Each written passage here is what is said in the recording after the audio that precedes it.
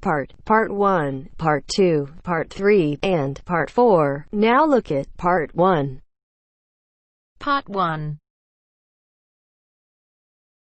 You will hear a conversation between an international student and the accommodation department. You have 30 seconds to look at questions 1 to 3.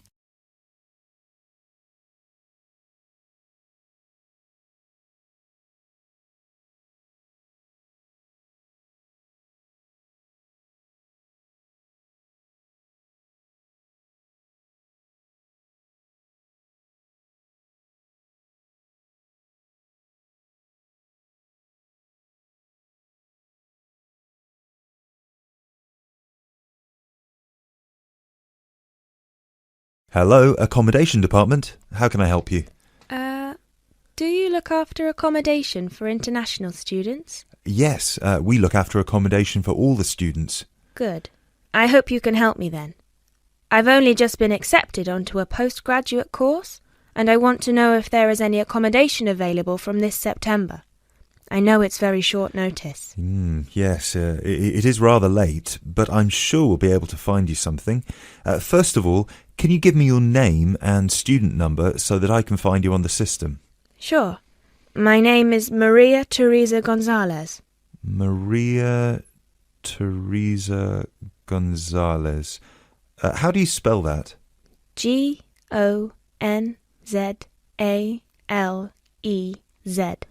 Thank you. Got it. And your student number, please? SHU 300715PG. SHU 300715PG. Ah, here you are. Department of Modern Languages. Yes, that's me.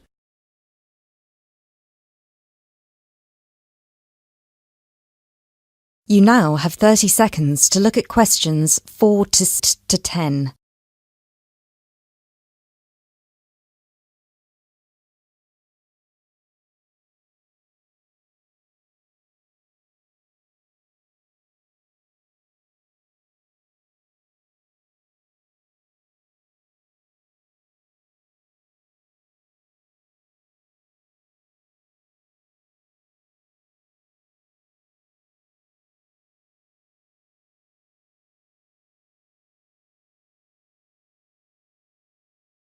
Okay, now there are several options for postgraduate students.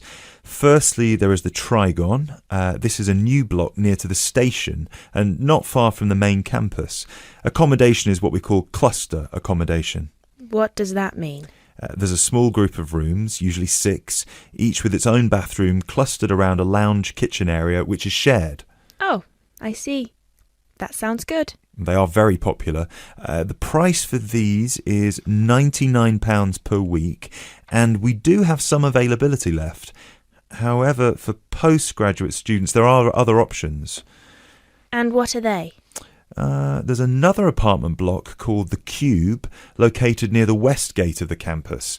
Accommodation there is in 1 or 2 bedroom self-contained flats.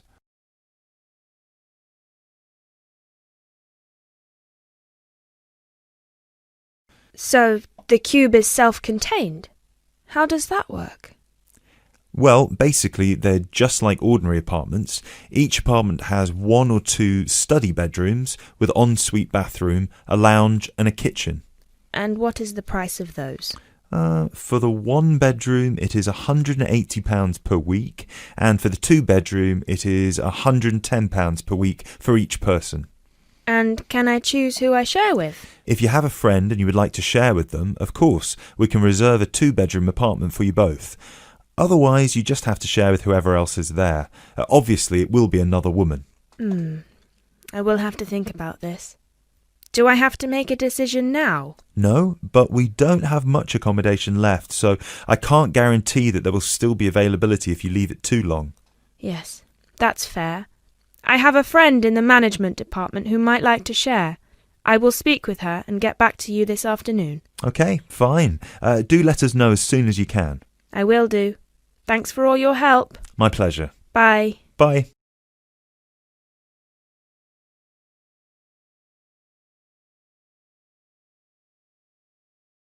That is the end of part 1. You now have half a minute to check your answers.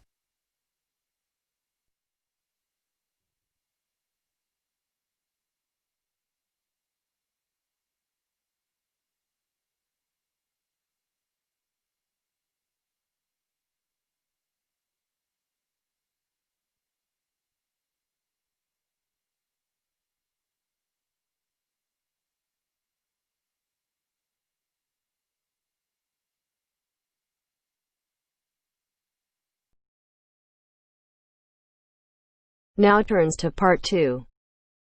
Part 2. You will hear a conversation between a radio presenter and an author. You have 30 seconds to look at questions 11 to 14.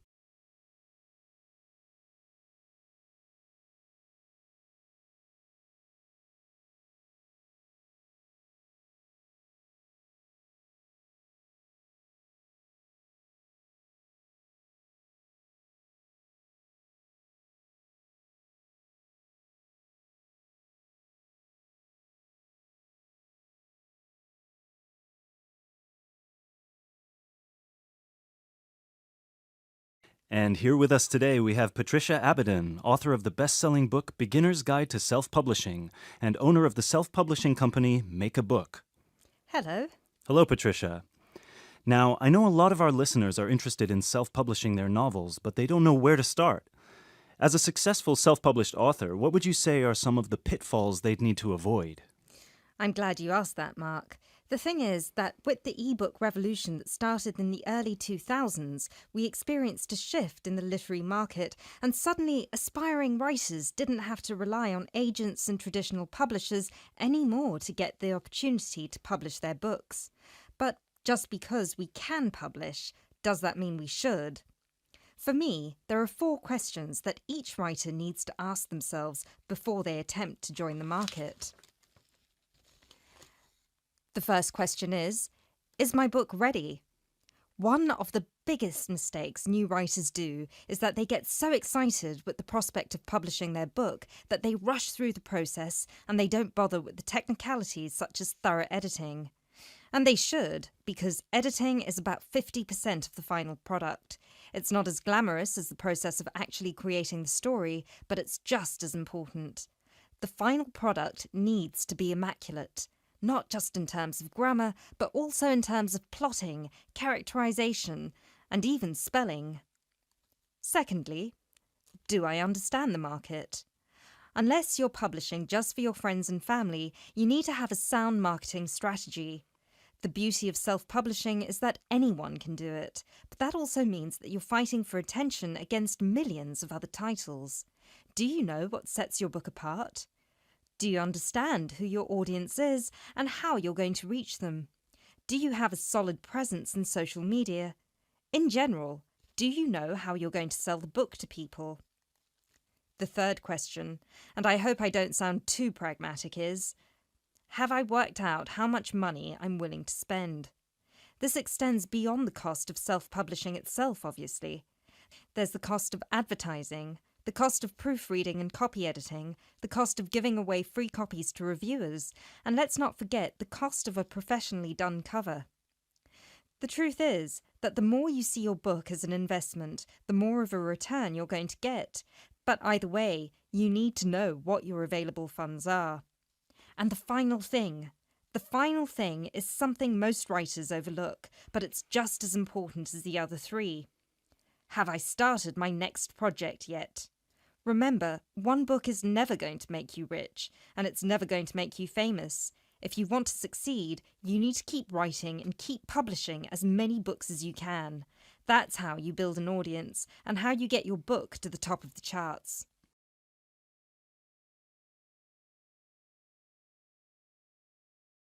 You now have 30 seconds to look at questions 15 to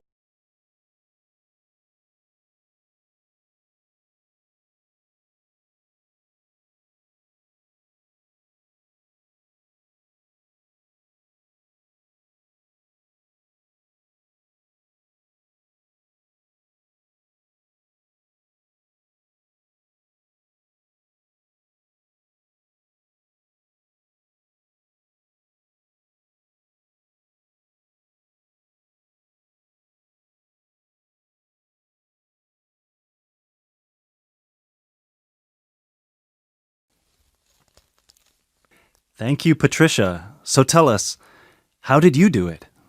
You started publishing 5 years ago, and now you have your own publishing company. How did you get here so fast? To be honest with you, the first book I ever published was a flop, and it was because I didn't follow almost any of the rules I just told you. My novel was poorly edited, it had a cheap-looking, self-made cover, and I had no idea how to get people to buy it. For about a year, I checked its dismal sales every month, and I wallowed in self-pity. But then, I decided it was time to change and do something. The first thing I did was get a subscription to all the writing magazines I could find out there. I'd read them all from cover to cover and followed the experts' advice as if it was gospel. I wrote almost every single day, and I submitted short stories to every competition I could find out there. I also started a blog and I set up my own page. Over time, I started building a name for myself and a solid fan base. I didn't want to be associated with my first book, so I decided to publish my next book under a different name. This time I sought professional help with editing, and I spent months working on it until it was ready. I also sought the advice of friends who worked in marketing and tech-savvy friends who helped me come up with a marketing plan. Since I already had a platform, my website and my social media pages, it was much easier to reach the people who would be interested in reading my book. And of course, while all of this was happening, I was also in the middle of my next novel, which I planned to have ready for editing by the time the previous one was out. So, yeah, I published my second book about 2 years after my first, and it was a completely different experience. And now, here I am. Thank you very much, Patricia. I'm sure our listeners have been inspired by your story.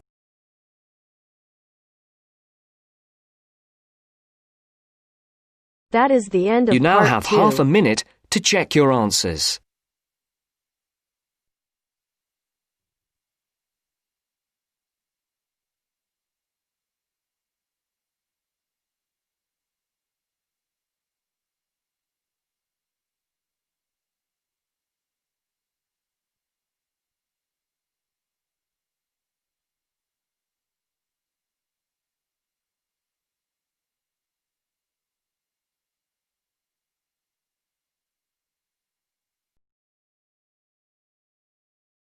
Now turns to part 3. You will hear a conversation three. between a research student, Jeremy, and his supervisor. They are talking about the process of having a research project published in a journal. First, you have some time to look at questions 21 to 25.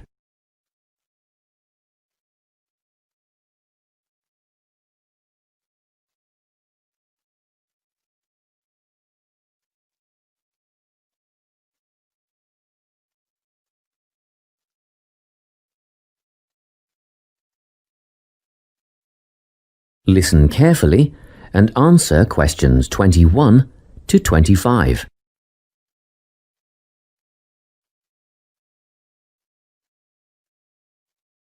So, you're nearly ready to submit your article to an academic journal, are you? Yes, I think so.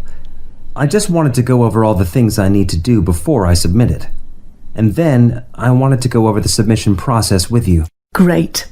So, firstly, you need to write an abstract. Make sure it's short and concise. Of course. I forgot all about that. And what about key words? Yes, a lot of students overlook this part and just jot down whatever comes to mind. But take some time to make a list of keywords that are accurate and relevant. Okay. Another thing. Could you have a look at my article before I submit it? Absolutely. Actually, at least 2 senior staff members should always read through a final draft before submission. Do you mind if I give it to Professor Johnson to have a look at as well? Not at all. I'd be glad to have the feedback. Do you know which journal you want to submit to yet? Not yet. I have a short list of about 3 that I'm interested in. Make that decision soon, because you'll need to adjust your article so that it matches the style guide of the journal you are submitting to. I bet that can take a while. Yes, but after that you are just about ready to submit. One more thing, you'll have to sign the copyright form, just confirming that it's your own work, and then you're good to go. Before you hear the rest of the conversation, you have some time to look at questions 26 to 30.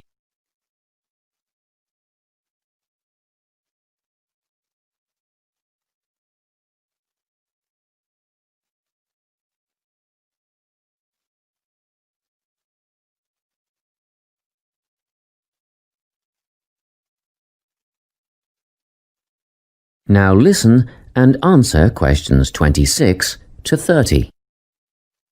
Now, the submission process. How does it work exactly? Well, the first thing is to just send it off. You've got to send in the manuscript before anything else can happen. Sure.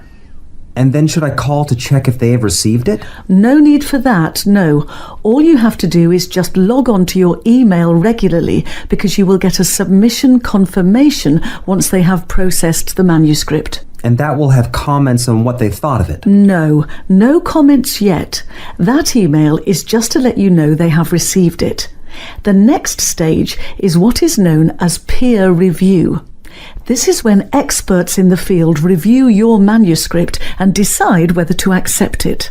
They'll never accept me. I'm only a master's student. Don't worry about that, Jeremy. It's all done through a double-blind method. That means that whoever reads your manuscript has no idea whether you are a grad student or a Nobel Prize laureate. They'll only be judging your work, not you. Well, that's good to hear. And then what, once they've made their decision? Well, there are 4 possible outcomes.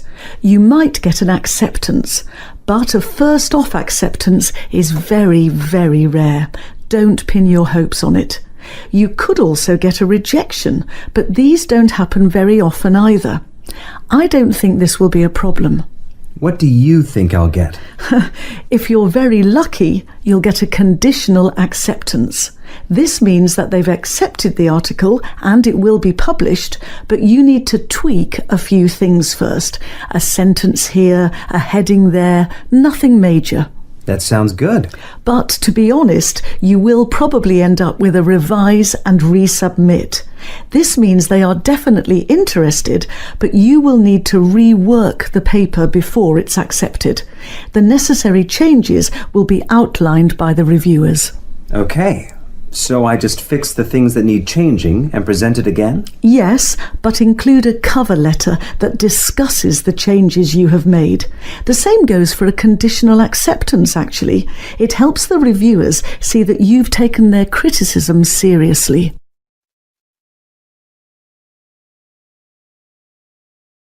That is the end You now of have part half 3. a minute to check your answers.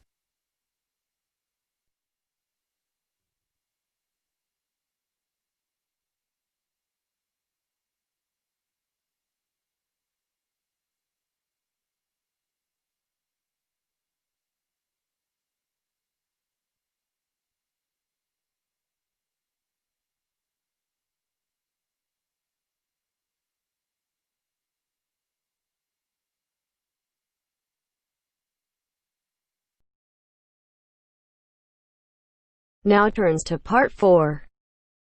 Part 4.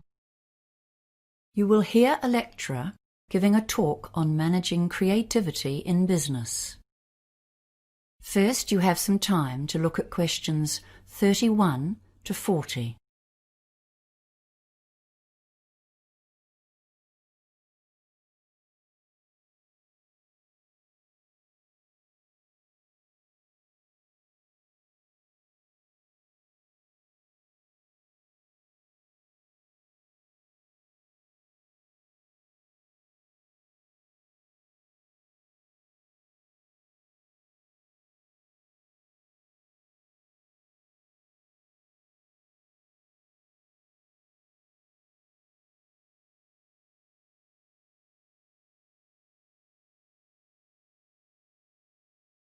Now listen carefully and answer questions 31 to 40.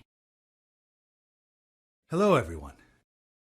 The topic of today's management lecture is managing creativity in your business.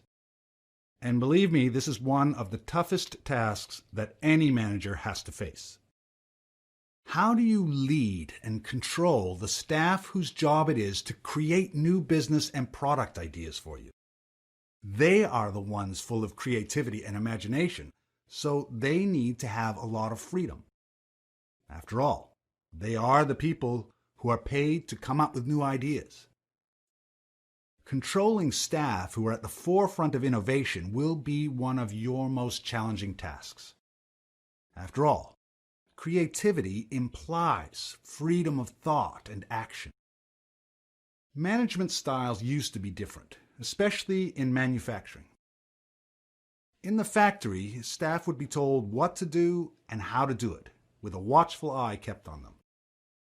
In that setting, standardization was important for efficiency and product quality. Work could be exceptionally boring, and there was no place for individuality. Now, of course, robots have taken over many of the exacting repetitive tasks. Nowadays, we employ far more people to generate business than to manufacture products. It's very competitive out there. Innovation. That's what our modern consumer craves. Successful companies have got the message. We need lots of new ideas. And now we employ bright young minds to come up with them. However, these ideas have to be implemented to make a change to our profits. So we have to find staff with entrepreneurial flair and be ready to listen to them and support them to follow through on their ideas. We need to supervise without stemming the flow of ideas or sending the brightest minds to work for the opposition. Creative people won't welcome us always looking over their shoulder and checking up on what they are doing. One of the most common ways that management handles this problem of keeping people working along company lines is by establishing achievement targets, like money earned, products developed, or clients gained. These targets are a useful guideline, but they have a downside. Young, enthusiastic staff will be very keen to meet these targets, and some of them might potentially use illegal means or behave unethically in order to meet requirements. For example, by offering bribes to gain sales, or making their sales numbers or earnings look higher than they are, or even threatening or criticizing other staff to get a job completed. Achievement targets are often linked directly to performance bonuses, and this can make a bad situation worse. So as you can see, the standard management techniques can create inherent problems both for the individual and for the company. More recent theorists suggest new tactics for managers. Robert Simons, writing in the Harvard Business Review, has added some new concepts to the thorny problem of encouraging creativity while maintaining a viable business. He suggests 3 control levers to assist in getting positive creative contributions from the workforce. Remember, this is the point. We want creativity, wild, vibrant creativity to compete in the marketplace. Yet we must be careful to keep people on track, sticking to our core business and maintaining the company's reputation. The first of his levers is getting the workers actively involved in the central ethos of the business.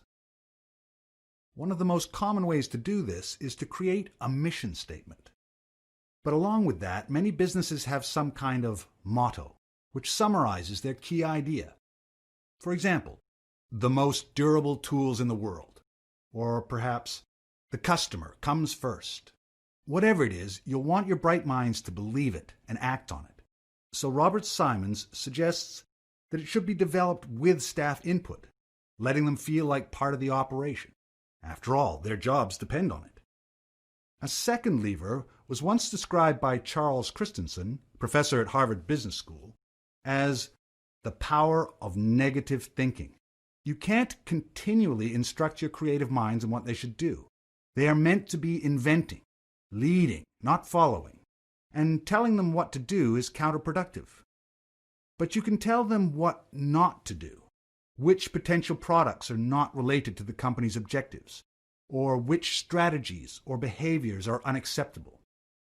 This is a tactical ploy to maintain the company's integrity, It's absolutely vital to establish boundaries to assist in controlling innovation without suppressing it. The third lever is basically sitting down with your crew to share ideas about the business. As manager, your duty is to stay abreast of the external factors, such as who's competing in your market, how well is the company doing this month, and are you losing or gaining money? Is there some new product seducing your customers? This lever is called interactive control. This means you talk to your innovators and communicate honestly and clearly about your perceptions of what's happening in the market. You encourage them to share their ideas and make plans together for the future. You now That is have the end half of a part minute 4. to check your answers.